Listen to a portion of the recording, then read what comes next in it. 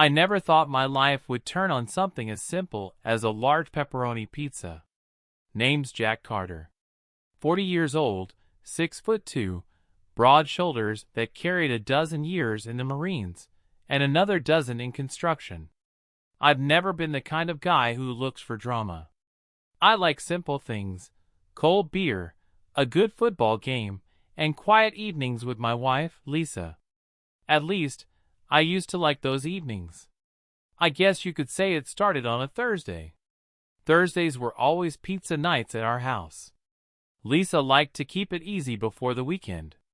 We'd order from Sal's, the best crust in town, if you asked me. The kind of crust that made you think maybe carbs weren't so bad after all. That night, I got home a little later than usual. The guys at the site were behind schedule, and I stayed to help finish up the framing on a house. I came in through the garage, boots heavy with sawdust, smelling like fresh pine and sweat. The house was quiet, except for a soft murmur coming from the living room. I figured Lisa had already started a movie. I didn't think much of it, not at first. I dropped my tool belt by the door, washed my hands at the kitchen sink, and grabbed a beer. That's when I saw 2 pizza boxes on the counter. Sal's logo. And a receipt. But something was off. Lisa usually waited for me before ordering. I checked the time. Only about 7:15. Not late enough for her to have gotten impatient. I took a sip of beer and walked toward the living room, ready to joke about her not waiting. But what I saw stopped me cold. There she was. Lisa. My wife of 15 years. Curled up on the couch next to some kid. Couldn't have been more than 22, 23. Scrawny. Wearing a Sal's pizza cap. His hand was on her knee like he owned the place. For a second, I didn't move. I think my brain tried to convince me I wasn't seeing what I was seeing. But I was. I cleared my throat loud. The kid jumped like he'd been shot, and Lisa's eyes went wide. "Jack," she stammered, standing up so fast she knocked over a soda can. "Who's this?" I asked, voice steady. The Marine in me kept it calm, even though my heart was pounding like a jackhammer. This is Chris. He delivers our pizza," she said, her voice small. Chris looked like he wanted the couch to swallow him whole. I nodded slowly, taking it in. 15 years, and this is what it came down to. A pizza delivery guy? I looked at Lisa, really looked at her, and saw something I hadn't noticed in a while. Distance. Guilt. Maybe regret. Or maybe just fear of getting caught. I didn't yell. Didn't throw anything. I just said, "Chris, I think it's time you left." And he didn't argue. He grabbed his hat and bolted so fast he left the pizza bag behind. Lisa started to cry. I let her. I walked out to the porch and sat down on the steps, beer in hand, looking at the setting sun. My mind was a storm, but my body stayed still. I faced worse than this. I could face this too. I sat there for a long while, just watching the sky bleed from orange to purple. The air smelled like cut grass and summer rain, even though it hadn't rained all day. Funny the things you notice when your world's cracking apart. Inside, I could hear Lisa pacing. Now and then, she'd peek through the window, but I didn't look up. I wasn't ready. I needed to think. Needed to breathe. After what felt like hours, but was probably 20 minutes, she came outside. Barefoot, in that old t-shirt of mine she always wore to bed. Her eyes were red, cheeks streaked with tears. "Jack, please! Can we talk?" I didn't answer right away. Took a long pull from my beer, wiped my mouth with the back of my hand. Finally I said, "Talk then." She sat beside me, knees pulled up to her chest like a kid. "I'm sorry. I didn't mean for it to happen." I let out a slow breath. "Nobody ever means for it to happen, Lisa. I was lonely. You're always working. And I I felt invisible. Her words hit me harder than I expected. I stared out at the street, watching the neighbor's porch light flicker on. So you found attention from a kid delivering pizza? She winced. It's not like that. I didn't plan it. He came by so much, and we started talking, and I don't know, one night it just... Just what? My voice was low, steady. The kind of tone I'd use when I found a hairline crack in a foundation. Careful. Controlled. Because if I wasn't careful, the whole thing would collapse. She was quiet, then said, It was stupid. I know it was stupid. But I felt seen, Jack. And I needed that. We sat in silence. The crickets started up, filling the night with their song. I thought about all the late nights, the overtime, the weekends I worked so we could have this house, this life. And I wondered how it all slipped through my fingers without me noticing. I don't hate you, I said finally. But I can't stay here tonight. Jack, please. Don't go. But I was already on my feet. I didn't raise my voice. Didn't slam the door. Just grabbed my truck keys and walked. The drive cleared my head a little.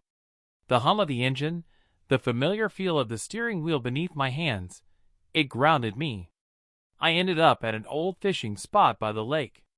I killed the engine, rolled down the windows, and let the breeze wash over me. The moon was high, casting silver ripples on the water. I thought about my dad, how he used to bring me here as a kid. We'd sit on the tailgate, rods in hand, and he'd tell me, Jack, life's like fishing. Sometimes you reel in a big one. Sometimes all you get is weeds. But you keep casting, son. You keep casting. I stayed there till the sky started to lighten. And I made a decision. When I got home, the house was dark. I slipped inside, grabbed a duffel, and packed a few things. Clothes, my shaving kit, the photo of my folks from their wedding day. I left a note on the kitchen counter. Lisa, I need time. I'll be at Mike's for a while. We'll talk when I'm ready. Mike was my buddy from the Marines. He ran a small auto shop on the edge of town. Single guy, lived above the garage.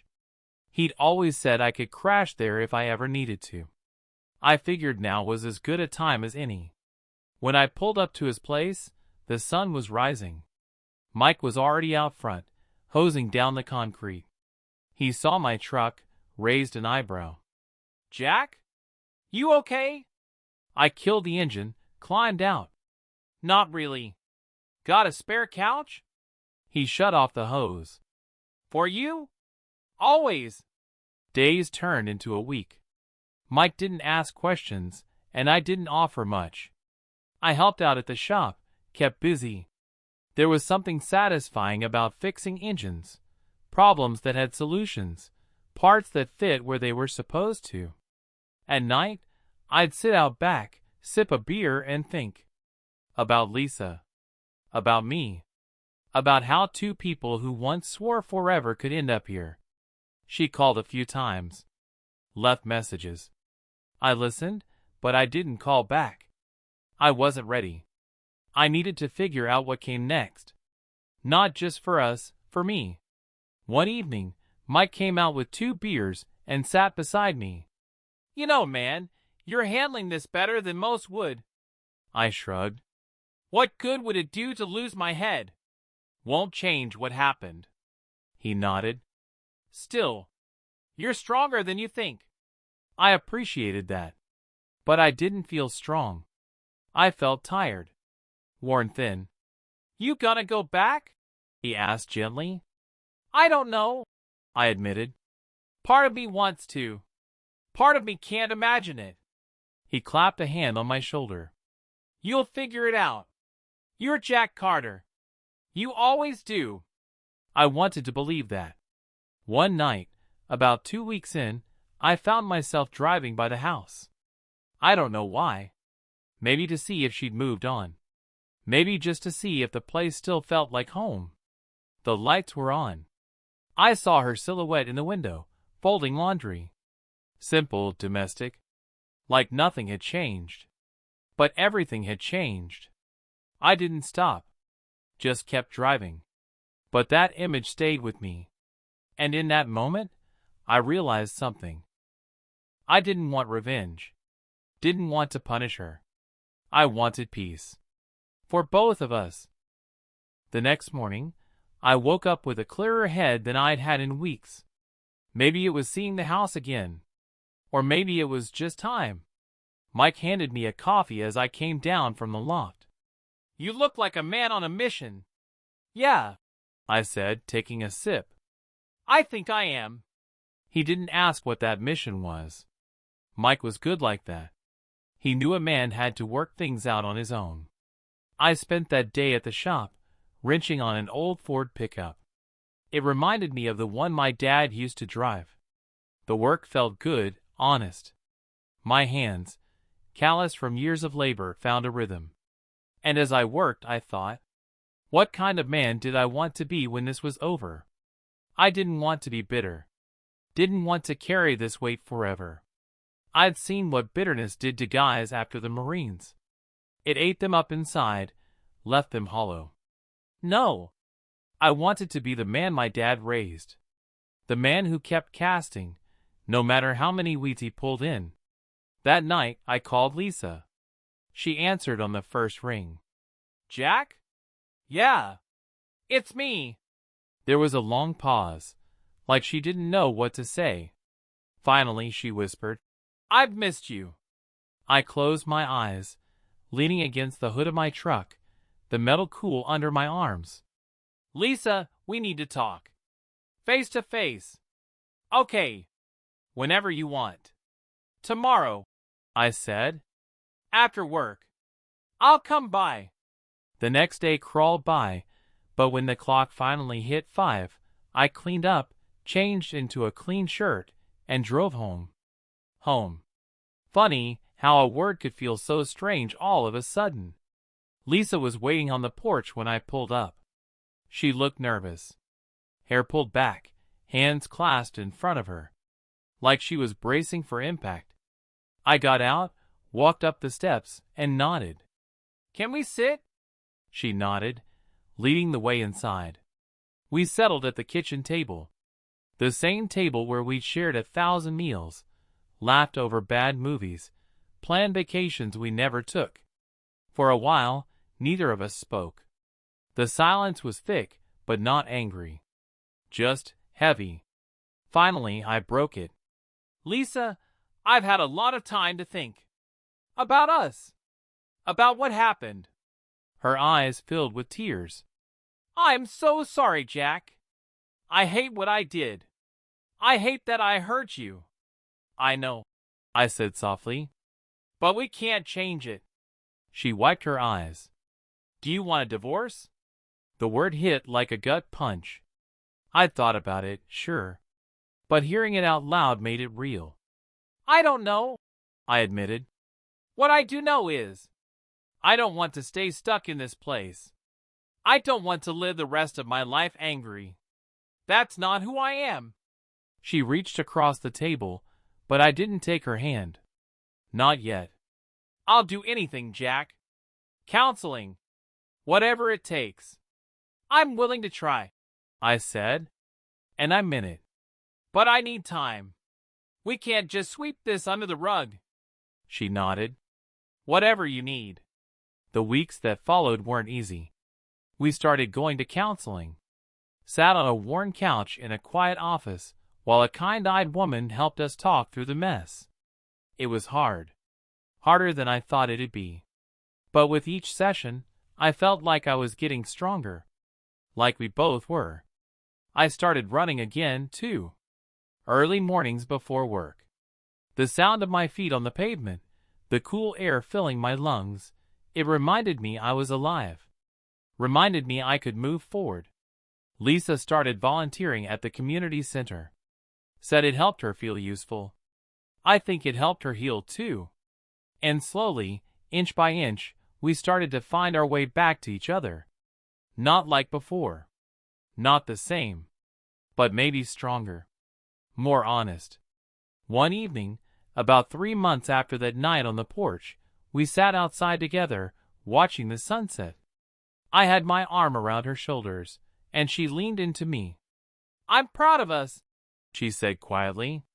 "Me too," I said. And for the first time in a long time, I meant it. Life's like fishing, my dad used to say. Sometimes you pull in a big one. Sometimes all you get is weeds. But you keep casting. The months kept rolling by, like the steady hum of an engine on a long drive. There were good days and hard ones, but the good started to outnumber the bad. And little by little, I felt like I was coming back to myself. Work helped. There's something about building a house that makes sense when everything else feels messy. You start with nothing but dirt and a plan. And piece by piece, board by board, it comes together. I like that. I needed that. One morning at the site, the foreman asked me to take a new kid under my wing. His name was Kyle, barely 20, scrawny like a broomstick, but eager. Reminded me a little of myself at that age, before life had roughed up the edges. "Sure," I said. "I'll show him the ropes." Kyle was green, no question about it. Didn't know an end of a nail gun from the other. But he listened, asked good questions, and he worked hard. I respected that. We spent our days side by side, framing walls, setting beams. And somewhere along the way, I started sharing little bits of wisdom. About carpentry, sure, but about life too. "Measure twice, cut once," I told him. "That's not just for wood. That's for everything. Think before you act. Saves you heartache." He nodded like he was taking it all in. Maybe he was. After work, I kept up my running. The miles felt easier now, my legs stronger. I liked the quiet time on the road, just me and the sound of my breath, the steady rhythm of my stride. Lisa and I kept going to counseling. We talked through the hard stuff, the ugly stuff. Some nights we still argued, but we were learning how to argue fair. No low blows, no walking away. I could see her trying, and I was trying too.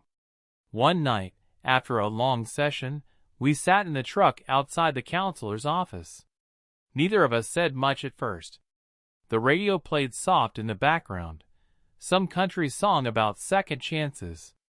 Finally, she looked at me and said, "Thank you for fighting for us." I squeezed her hand. "It takes two, Lisa. Always did." She smiled through tears. "I don't deserve you." I shook my head. We both made mistakes. But we're here. That's what matters. Around that time, I started spending weekends helping out at the community center where Lisa volunteered. At first, it was just fixing things, leaky faucets, loose railings, a door that wouldn't close right. But pretty soon, I was coaching a kids' baseball team. Never saw that coming. Those kids, man. They didn't care about my past or my troubles. They just wanted someone to show up, throw a ball, and cheer them on. And I did. Every Saturday morning, rain or shine. One of the dads came up to me after a game. Big guy, friendly smile. "Thanks for doing this. My kids never had a coach who cared this much." I just shrugged. Glad to be here. But inside, it meant something. It felt good to be needed, to make a difference. One evening, Lisa surprised me.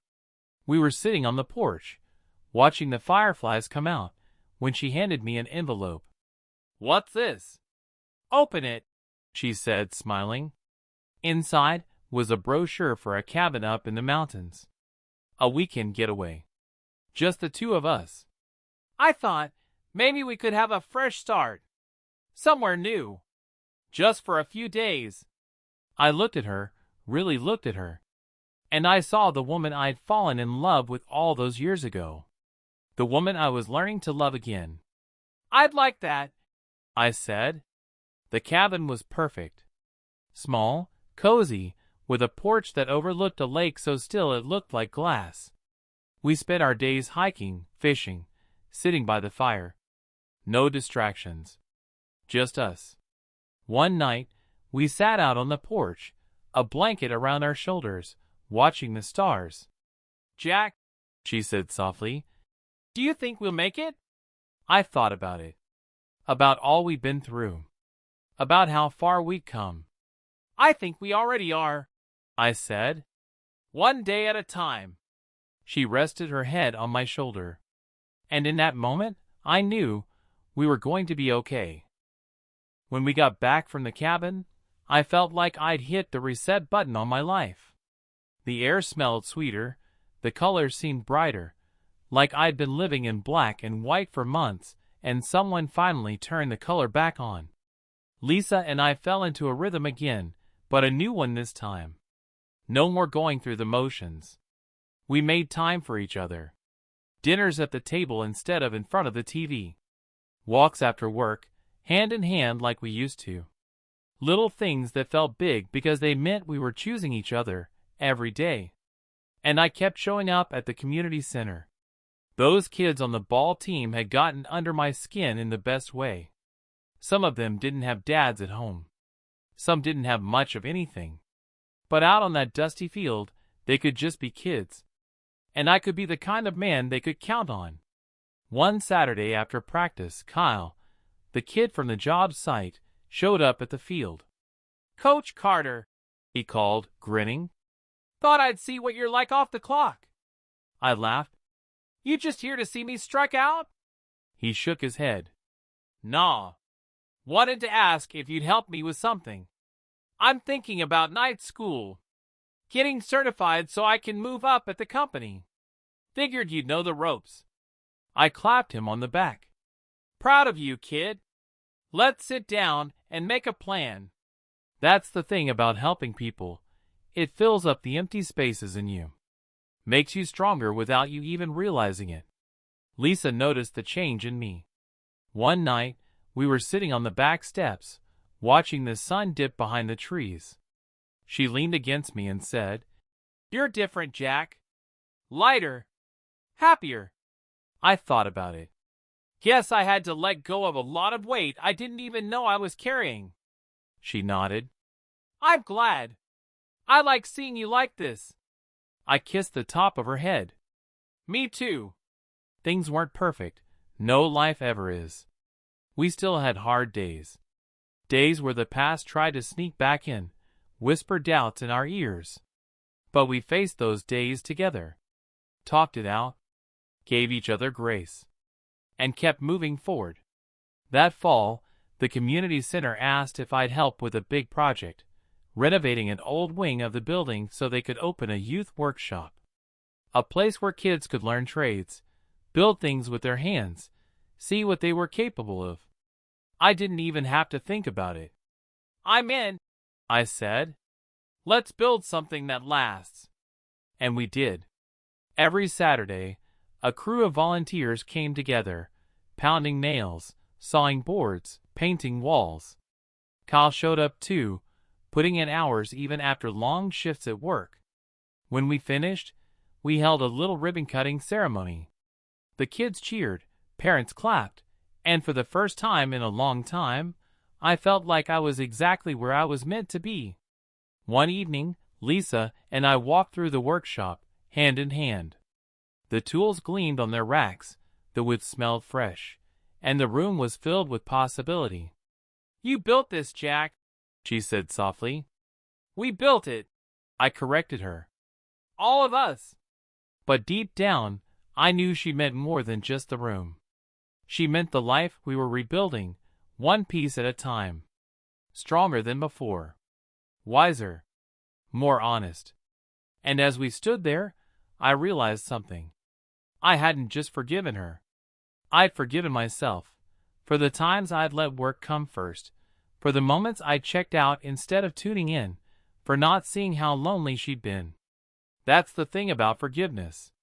It doesn't change the past, but it changes you. Makes room for something new to grow. The first snow of winter came early that year. I stood on the porch one morning, coffee steaming in my hands, and watched the world turn white. The yard, the trees, the roof of the workshop down the road, all of it blanketed in fresh snow, clean and quiet. It felt like a sign. A new beginning. By then, life had found a good rhythm. Not the old one we'd fallen into without thinking. This was a rhythm we built on purpose. Lisa and I were solid. We still had our bumps. No marriages without them. But we faced them side by side, not apart. The workshop at the community center was thriving. Kids from all over town came to learn carpentry, welding, plumbing, skills that gave them confidence, that opened doors. Some of them stayed late just to talk, to ask advice, to have someone listen. I was happy to be that someone. Kyle finished his night classes and got his certification. I watched him walk across that stage at graduation, wearing a borrowed suit, grinning from ear to ear. He spotted me in the crowd, gave me a thumbs up. I nodded back, proud as hell. One Saturday, after helping out at the workshop, I found myself sitting on the bleachers of that old ball field. The kids had all gone home, the sun was setting, and the world was quiet. I thought about how far I'd come since that night I first learned the truth, about Lisa, about the pizza guy, about everything. Funny how life works. That moment felt like the end of the world. But it wasn't. It was just the start of a different kind of story. A story where I learned what real strength looks like. It's not about never getting knocked down. It's about what you do when you're flat on your back, staring at the sky, wondering how you got there. Do you stay down? Or do you get up, dust yourself off, and take the next step? I chose to get up. Lisa came out to join me on the bleachers, pulling her coat tight against the cold. "Penny for your thoughts?" she asked. I smiled. "Just thinking about how lucky I am." She laughed softly. "You? Lucky? After everything?" I nodded. "Yeah. Lucky to have had the chance to rebuild. To find out what I'm made of. To have you here, still trying with me." She took my hand, squeezed it. "I'll always try." And I believed her. Not because everything was perfect, but because we'd both done the hard work to make it real. That spring, I organized a community project, building a new playground at the park. It wasn't just about swings and slides. It was about giving the neighborhood a place to come together. A place for families, for laughter, for hope. The whole town showed up, young and old, hammering, painting, planting flowers. Kyle brought his buddies from work. The kids from the workshop helped too, proud to give back. When we were done, I stood back and looked at what we'd built. And I felt that deep, steady peace that comes when you know you're where you're meant to be. Life went on. Seasons changed. And with every passing day, I felt stronger. Not because I'd forgotten what happened, but because I'd learned from it.